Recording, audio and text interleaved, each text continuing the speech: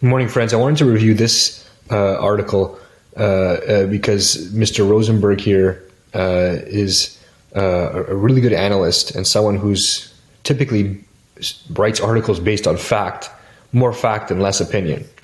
So let's see what he has to say about the latest interest rate hike. Okay, so I mean, he starts off by saying, why it's tough to figure out why Canada thinks it can pull the wool over our eyes. One of its rationales for hiking rates and threatening to do even more is that the Canadian economy has become immune to interest rate hikes, which doesn't make any sense. Because the Bank of Canada, the central bank of Canada, is supposed to follow quarterly averages and statistics to base its decision on, GDP, inflation, job data, et cetera, et cetera, et cetera. But it's sort of focusing on some data but leaving other data out. The interest rate sensitive segments contained in the GDP data, more importantly, manufacturing, residential construction, real estate, financial services, retail, and wholesale sectors, all contracted as an average. And most have been in slight contraction for several months. Okay?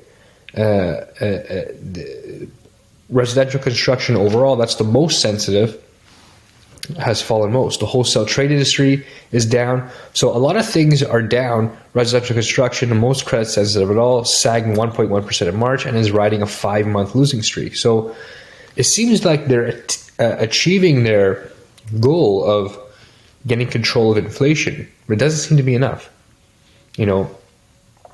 Looks like they want to get down to that, magical 2% inflation that, every central bank wants to hit. That's the comfortable number for them. And they're not able to do that quickly or quickly enough for their liking.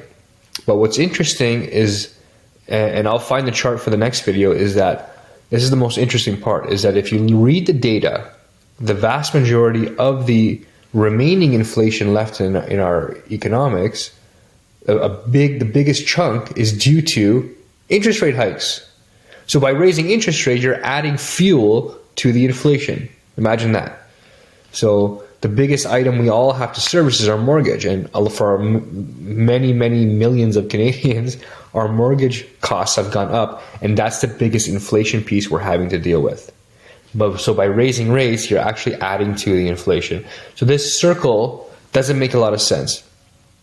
And it's important to know that the data is not quite in the central bank's favor for raising rates, which is why, Mr. Rosenberg says the Bank of Canada may rue its recent interest rate hike, meaning they're going to regret it. So let's see what happens come July, and in the fall, this will be an interesting rest of the year. Talk soon, friends.